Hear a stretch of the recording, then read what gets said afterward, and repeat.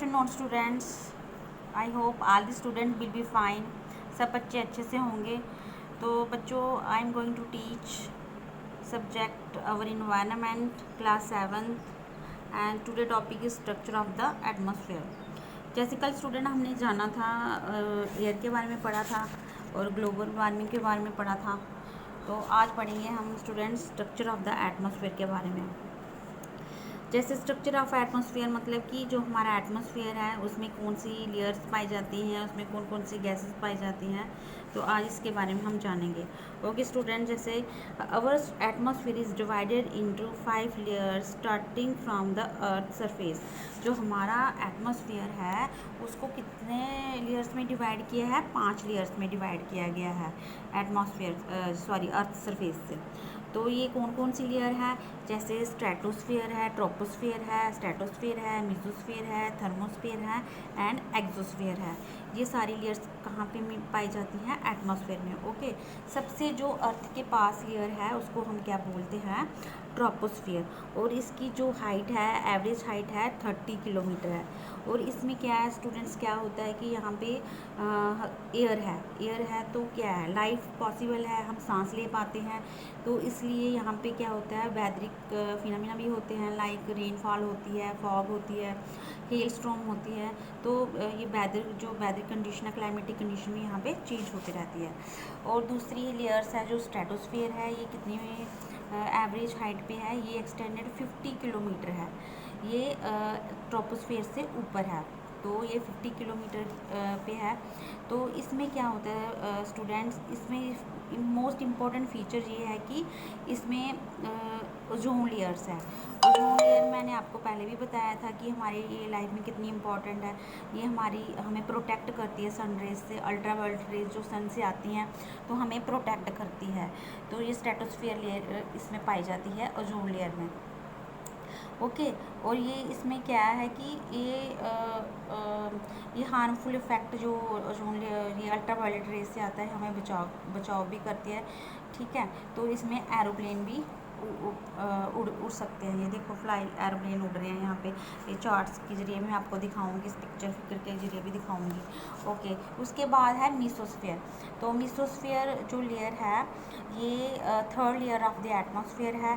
तो ये कितनी हाइट पे है? 80 किलोमीटर है। ये कितनी हाइट पे? 80 किलोमीटर हाइट्स पे है।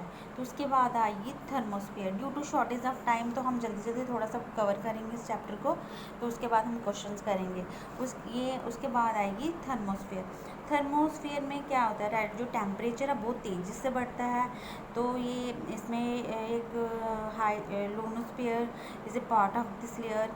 It extended between 80 to 400 kilometre में पाई जाती है। और ये लेयर क्या हेल्प करती है? रेडियो ट्रांसमिशन में, रेडियो वेव्स में हमारी हेल्प करती है।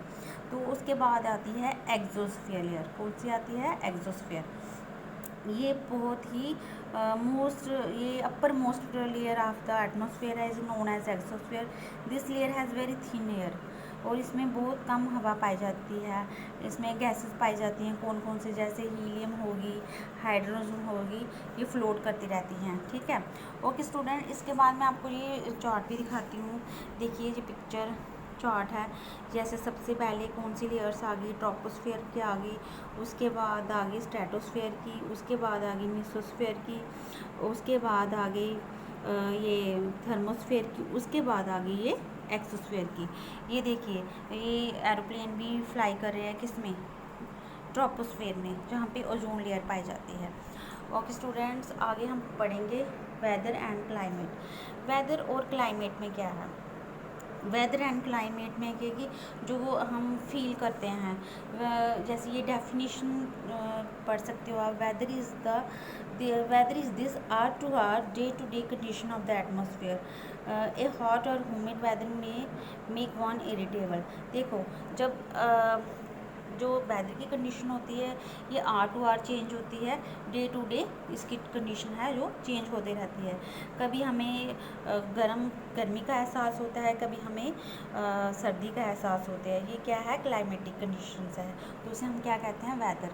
और टेम्परेचर भी देखिए, अब अगर हम टेम्परेचर की बात करें तो टेम्परेचर क्या है, the temperature you feel every day is the temperature of the atmosphere, the degree of hotness and coldness of the air is known as temperature.